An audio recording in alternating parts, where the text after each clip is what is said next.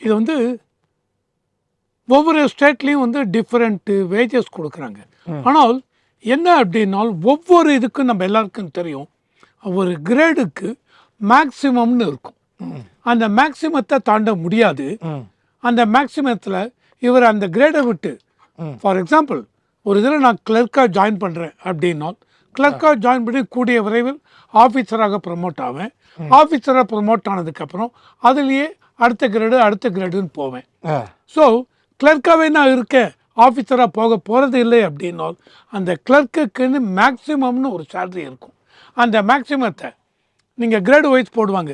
22 வருஷம் சர்வீஸில் மேக்சிமத்தை ரீச் பண்ணிட்டீங்கன்னா அதுக்கப்புறம் உங்களுக்கு அதை தாண்டி போக முடியாது.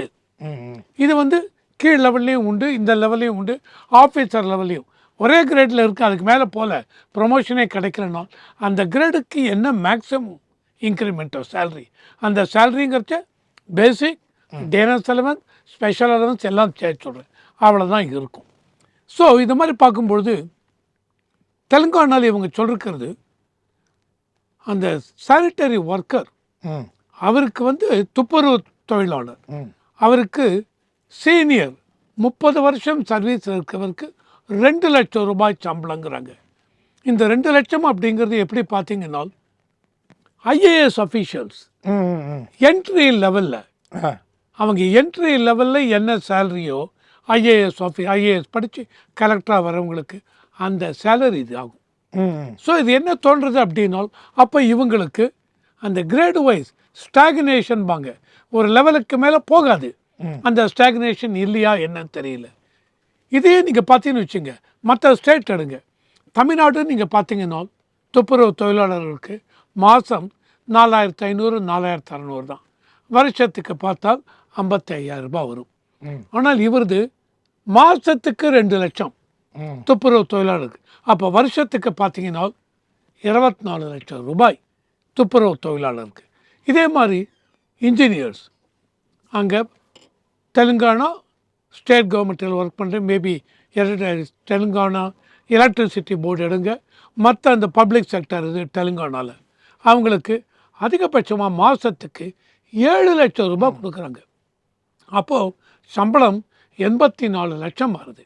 வேறு நேஷ்னல் ஆவரேஜில் பார்த்தீங்கன்னா இவங்களுக்கு சம்பளம் இந்த இன்ஜினியர்ஸ்க்கெல்லாம் நீங்கள் பார்த்தீங்கன்னு வச்சுங்க 40,000 50,000, அதிகபட்சம் போச்சுனால் 70,000.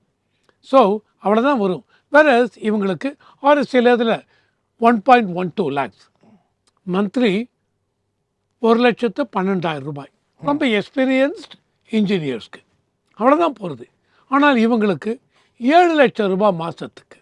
ஸோ இதெல்லாம் நேஷ்னல் ஆவரேஜ் ஆகட்டும், மற்ற ஸ்டேட்டோட கம்பேர் பண்ணும்பொழுது இது கண்டிப்பாக ரொம்ப அதிகமாக இருக்குது. சார், ஒருவேளை இது வந்து நம்ம ஜெயிக்க வேண்டும் என்பதற்காக இந்த வாக்குறுதிகள்லாம் வழங்கிட்டு அதை நிறைவேற்ற வேண்டும் என்பதற்கு தவறான பாதையில் இது போன்ற விஷயங்களை செயல்படுத்துகிறாங்களேன்ற ஒரு அச்சம் இருக்கு இல்லையா சார்? நான் இந்த தவறான பாதைங்கிறது எப்போ நான் சொல்லுவேன் அப்படின்னா, அதுக்காகவே இந்த ஃபைனான்ஷியல் அவங்க இதெல்லாம் நான் இது பண்ணேன்.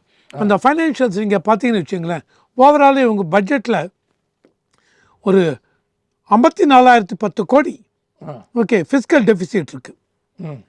ஃபிஸ்கல் டெஃபிசிட் அதாவது இதான் எனக்கு total payment. So payment expenditure ரெசிப்டோட அதிகமாக இருக்குது. அந்த ஃபிஸ்கல் டெஃபிசிட் நீங்கள் பார்த்தீங்கன்னா 54,010 கோடி இருக்குது இவங்களுக்கு. இது வந்து டோட்டல் ஜிடிபியில் 3%. அதாவது ஃபைனான்ஸ் கமிஷன் அவங்க என்ன பண்ணுறாங்க, எவ்வளவு நீங்கள் ஃபிஸ்கல் டெஃபிசிட் ஆகட்டும், ரெவென்யூ டெஃபிசிட் ஆகட்டும், எவ்வளவு இருக்கலாம். இவங்க ஃபிஸ்கல் டெஃபிசிட் 3% 3.5% இருக்கலாம்ங்கிறோம். உடனே எல்லாருமே பார்த்தீங்கன்னு வச்சுங்க, ஈவன் தமிழ்நாடு நம்ம எல்லாருக்குமே தெரியும், லாஸ்ட் 5 வருஷத்தில் 5 லட்சம் கோடிக்கு மேலே வாங்கியிருக்காங்க. ஓவராலாக டோட்டலி மார்ச் 2026 முடியும் போது 9,75,000 கோடி தமிழ்நாட்டுக்கு சுமையாக. தொடர்ந்து பேசுவோம் சார்.